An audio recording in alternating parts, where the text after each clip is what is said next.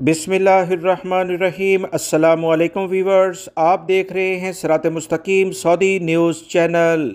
आज 29 मई 2025 है। इस्लामी कैलेंडर के लिहाज से 2 ज़िलहज 1446 की तारीख है। वीवर्स, आज की खबरें बहुत अहम हैं, जिसमें पाकिस्तान इंडिया के बॉर्डर से मुतल्लिका बहुत अहम मालूमात आई हैं कि पाकिस्तानी फ़ौज कितने किलोमीटर इलाके में अंदर दाखिल हो चुकी है और वहीं पर अभी भी मौजूद है। सऊदी वज़ारत हज उम्रा और अकामा कवानीन से मुतल्लिका कुछ नई अपडेट आई है, वो आपसे शेयर की जाएगी। वीडियो मुकम्मल देखिएगा, लाइक करके दोस्तों से ज़्यादा शेयर भी कीजिए।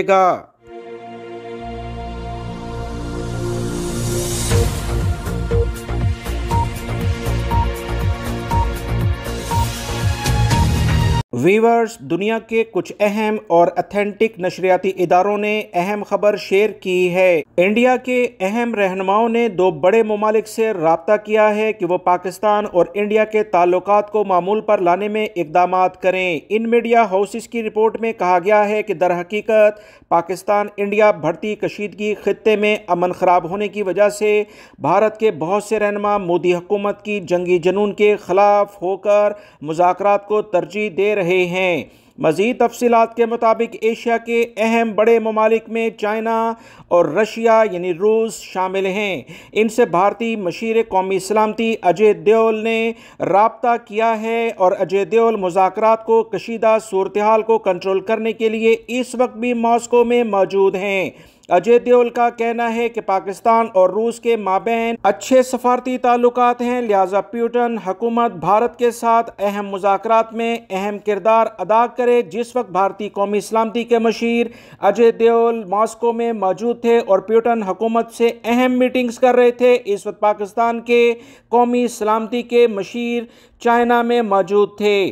अजय देओल की मॉस्को में होने वाली खुफिया मुलाकात 45 से 50 मिनट के दरमियान थी।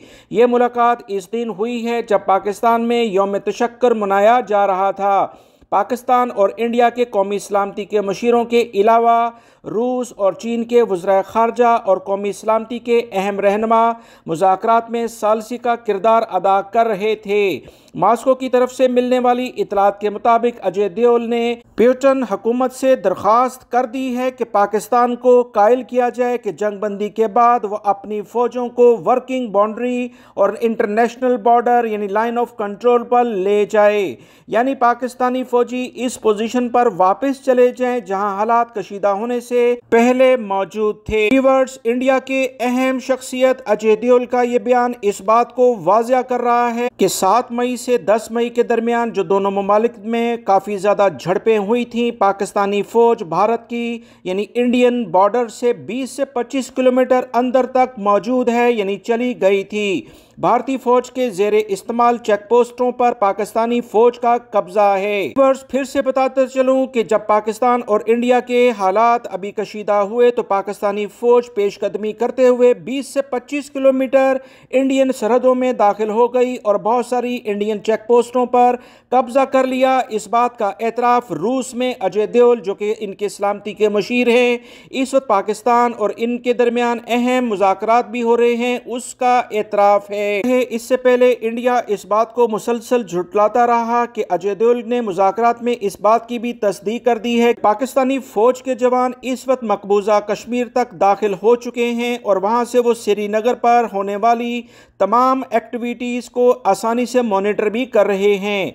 इसके अलावा बहावलपुर और भारतीय सरहद पर मौजूद तकरीबन 17 किलोमीटर के फासले पर काली माता के मंदिर तक यानी उससे 5 से 600 मीटर सिर्फ पाकिस्तानी फौज डेरे डालकर बैठी हुई है। व्यूअर्स, कुछ दिन पहले मैंने आप तमाम हजरात को एक अहम इतलात शेयर करके बताया था कि राजस्थान बॉर्डर पर इंडियन इन्फेंट्री काफ़ी ज़्यादा इस वक्त पेशकदमी करने के लिहाज से इकदाम कर रही है। एक गोरखा ब्रिगेड को बाकायदा तौर पर इसी मकसद के लिए तैनात किया गया है। टैंक और तोपखाने को भी राजस्थान बॉर्डर के करीब कर दिया गया है।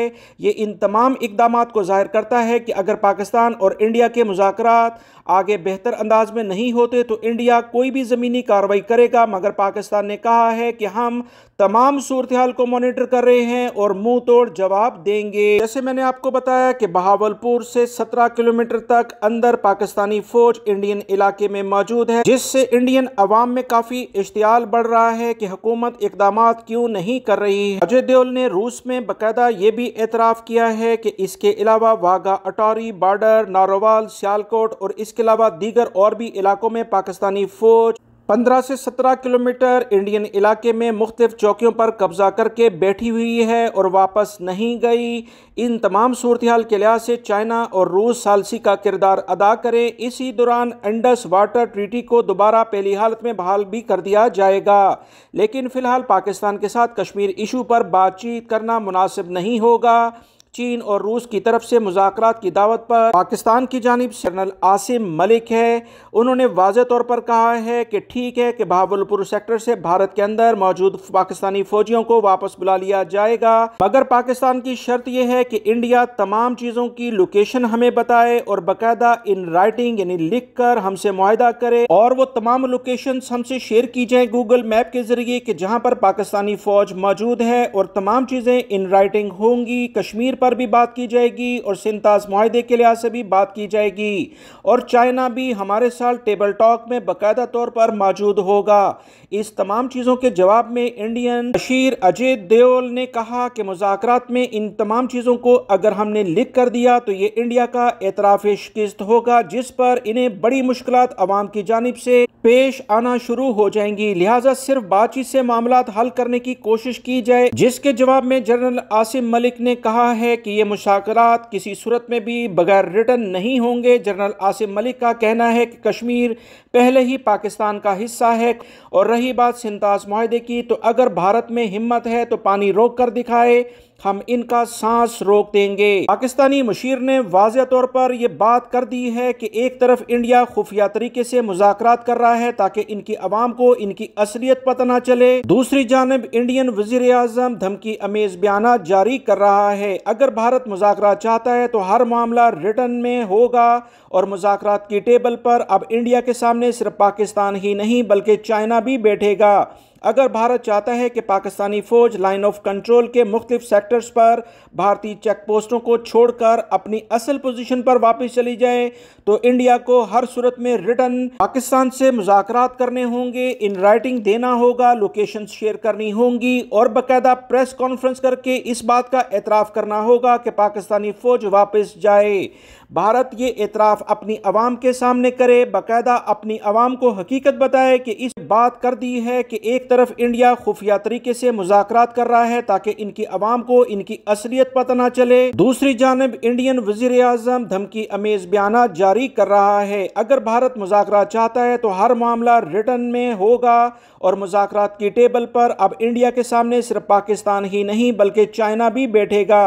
अगर भारत चाहता है कि पाकिस्तानी फौज लाइन ऑफ कंट्रोल के मुख्तलिफ सेक्टर्स पर भारतीय चेक पोस्टों को छोड़कर अपनी असल पोजीशन पर वापस चली जाए, तो इंडिया को हर सूरत में रिटर्न पाकिस्तान से मुज़ाकरात करने होंगे, इन राइटिंग देना होगा, लोकेशन शेयर करनी होंगी, और बाकायदा प्रेस कॉन्फ्रेंस करके इस बात का एतराफ़ करना होगा कि पाकिस्तानी फौज वापस जाए।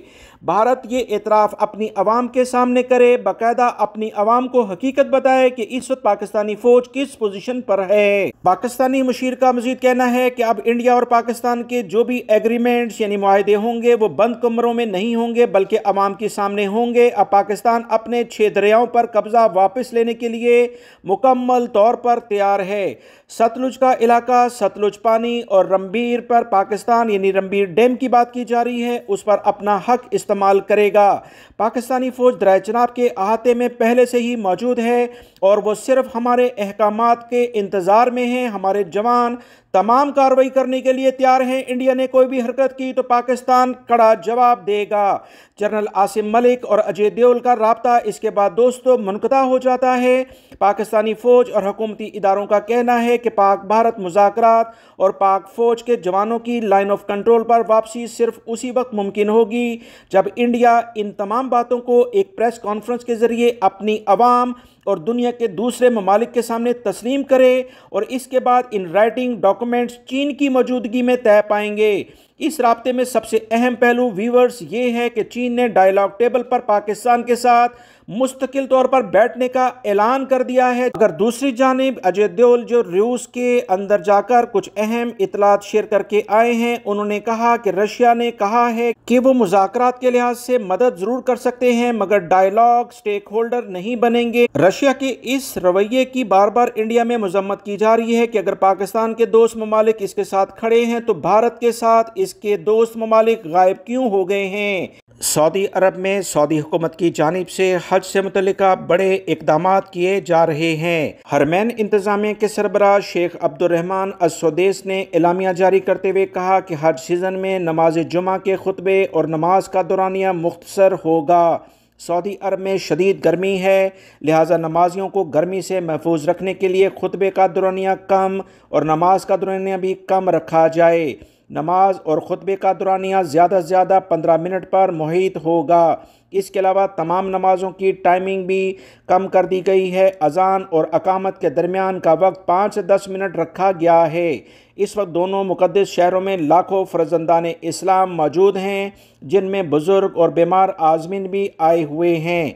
इस मौसमी सख्ती सूरत हाल में इन्हें दुश्वारी का सामना है, लिहाजा हज सीज़न में मौसम गर्मा के इख्तिताम तक नमाज और खुतबे का दौरानिया कम रखा जाए। मज़ीद महकमा मौसमियात का कहना है कि हज के दौरान मुशारे मुक़द्दसा का टेम्परेचर 40 से 47 डिग्री के करीब रहने की तवक्का है, जबकि रात में टेम्परेचर 27 से 32 डिग्री सेंटीग्रेड रहेगा। महकमा मौसमियात ने कहा कि मालूमात 24 घंटे फराहम की जाएंगी ताकि आज़मीन की सलामती को हर सूरत में यकीनी बनाया जा सके। हरमैन कमेटी की जानिब से मजीद कहा गया है कि मुशारे मुक़द्दसा में पानी की फुहार मुसलसल बरसाई जाती रहेगी, जो फ़िज़ा में नमी पैदा करके मौसम को खुशगवार बनाएगी। सऊदी वज़ारत दाखिला ने भी इस बारे में मजीद इतला दी हैं कि वो अफराद जो गैर कानूनी तौर पर हज करने की कोशिश करेंगे, किसी भी सूरत में इन्हें कोई रियायत नहीं दी जाएगी। इन्हें जुर्मानों के साथ गैर मुल्की होने की सूरत में फ़ौरन डिपोर्ट किया जाएगा।